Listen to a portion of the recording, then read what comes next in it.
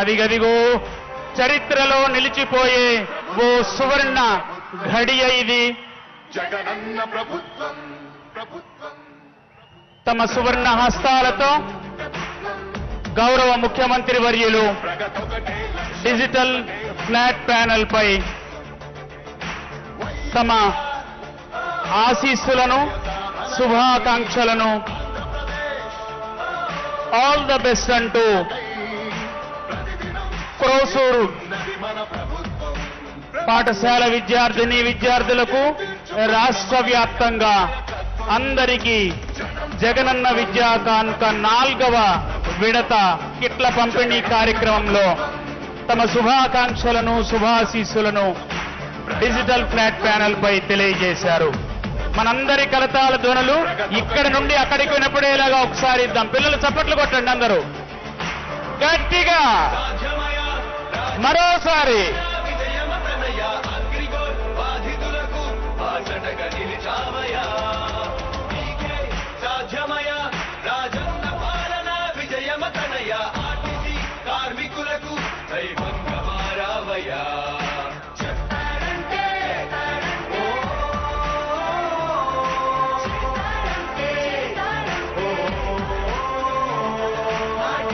మనం చూస్తున్నాం ప్రతి విద్యార్థి టేబుల్ ముందు ఆక్స్ఫర్డ్ డిక్షనరీ, ఆకర్షణీయమైన స్కూలు యూనిఫామ్ తో. ఏంటి పిల్లలు బాగున్నారా? కూర్చుంటారా?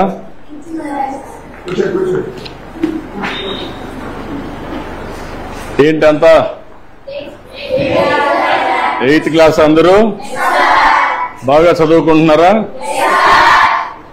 ఓకే, ఈరోజు మనందరం కూడా మీ సోషల్ సైన్స్ అంతా కూడా మీకు ఒక అవగాహన ఉంది, అవునా కాదా? మీ టీచర్ బాగా చెప్తున్నాడా? ఓకే, ఈ సంవత్సరం మీరంతా కూడా 8వ తరగతిలో సోషల్ సైన్స్ చదువుకుంటున్నారు. ఇప్పుడు మనం ఈరోజు ఒక పని చేద్దాం. సిద్ధంగా ఉన్నారా? అందరూ అటెన్షన్ లో ఉన్నారా? వేరే ఎక్కడ ఆలోచనలు ఉన్నాయా? మళ్ళా నేను అడిగి చెప్పగలుగుతారా? నేను చెప్పింది యాజ్ ఇట్ ఈజ్ మీరు చెప్పాలి, సరేనా? సిద్ధమేనా?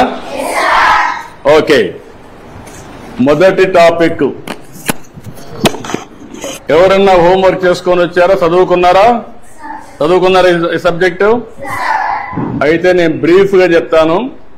చెప్పిన తర్వాత మీరు ఏదైనా అడిగితే సమాధానం కూడా చెప్పాలి. చెప్తారు కదా? ఓకే, మొదటి సబ్జెక్ట్ వచ్చి మనకు వనరులు.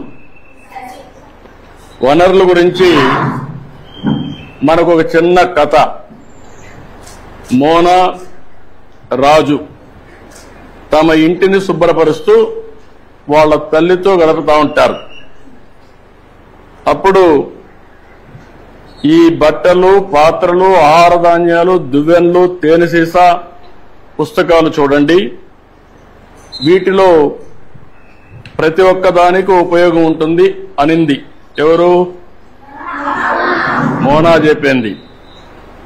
అందుకే అవి ముఖ్యమైనవి, ఇవి అన్ని కూడా వనరులు అని ఎవరు చెప్పారు? అది అయిన తర్వాత వనరులు అంటే ఏంటి అని రాజు వాళ్ళ అమ్మని అడిగాడు. అడిగినప్పుడు వాళ్ళ అమ్మ చెప్పింది ఏం చెప్పిందంటే, మన అవసరాలు సంతృప్తి పరచడానికి ఉపయోగపడేది ఏదైనా సరే అది ఏమంటారు? వనరులు అంటారు. మీ చుట్టూ ఒకసారి పరిశీలిస్తే అనేక వనరులు మీరు గమనించవచ్చు. తాగేదానికి ఏం కావాలంటాం? తాగినప్పుడు దాహం వేసింది ఏం చేస్తారు మీరు? వాటర్ తాగుతారు. తాగినప్పుడు దాన్ని ఏమంటారు? అదే సమయంలో మీ పాఠశాల అయిపోయింది, ఇంటికి పోవాలి. దేంట్లో పోతారు మీరు? బస్సులో పోతారు. దాన్ని ఏమంటాం? వనరులు అంటాం. అదే సమయంలో మీరు చదివే పాఠ్య పుస్తకాలు, దాన్ని ఏమంటారు? ఎందుకు వనరు అంటున్నారు? ఉపయోగపడుతుంది కాబట్టి. మీ నాన్న ఇంటికి పోతానే మీకేదో తినిబండారం ఇస్తాడు. దాన్ని తాజా కూరగాయలతో కూడా తయారు చేస్తాడు. దాన్ని ఏమంటారు? వనరులు అంటారు. ఎందుకు? ఉపయోగపడుతుంది. నీరు, విద్యుత్, అదే మాదిరిగా బస్సు, కూరగాయలు, పాఠ్య పుస్తకం, ఇవన్నీ కూడా వనరులు. ఇవన్నీ కూడా తయారు చేసినప్పుడు నేరుగా గాని వస్తువులతో తయారు చేస్తారు. అవునా కాదా అని అడుగుతున్నా మిమ్మల్ని. ఇది రావడానికి తయారు చేసే అన్ని కూడా వనరులే. అవునా కాదా? కాబట్టి ఏదైనా ఒక వస్తువు వనరులుగా ఏ విధంగా మారుతుంది అని రాజుకు అనుమానం వస్తుంది. రాజుకు అనుమానం వస్తే వాటికి విలువ ఉన్నప్పుడే వస్తువులు వనరులుగా మారతాయి. ఉపయోగం ఉన్నప్పుడే వనరులు అనుకుంటాం. ఉపయోగం లేకపోతే మనం అది వనరులుగా పరిగణించాం. అవునా కాదా? అంటే విలువ ఉంటేనే వనరులు, విలువ లేకపోతే అది వనరులు కాదనేది మన అభిప్రాయం. అవునా కాదా? అంటే ఈరోజు మనం గుర్తుపెట్టుకోవాల్సింది విలువ అంటే వినియోగ అర్హత, ఉపయోగం ఉండాలి విలువ అంటే. అవునా కాదా? అదే సమయంలో మీరు ఒకటి గుర్తుపెట్టుకోవాలి, లోహాలు ఉంటాయి, కొన్ని విలువ కలిగి ఉంటాయి. మీరు ఇంకా చదువుకుంటా ఉంటే నాలెడ్జ్ని పెంచుకుంటూ పోతే మీకు అనేక విషయాలు తెలుస్తూ ఉంటాయి. ఈరోజు రాళ్ళు రెప్పలు ఉంటాయి, అందంగా ఉంటాయి, దానికి విలువ ఉండకపోవచ్చు, కానీ రెండూ కూడా ముఖ్యమైనటివే. మానవ సహజ వనరుల్లో ఇంకొక విధంగా అవసరాలు తీరుస్తాయి.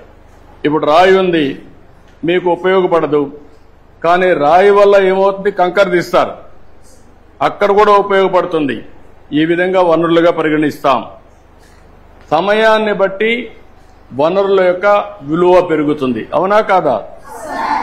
ఈ విషయంలో మీరు ఒకసారి చూస్తే మీ ఇంట్లో ఒకరుంటారు, మీ ఊర్లో ఆయుర్వేద మెడిసిన్ చేస్తూ ఉంటారు, కానీ దానికి విలువ లేదనుకుంటాం. కానీ దాన్ని పేటెంట్ చేసి దాన్ని కానీ మార్కెటింగ్ చేయగలిగితే ఆటోమేటిక్గా కోట్ల వేల కోట్ల రూపాయలు వస్తాయి. దానికి కావాల్సింది తెలివి కావాలి, పేటెంట్ చేసుకోవాల్సిన అవసరం ఉంది.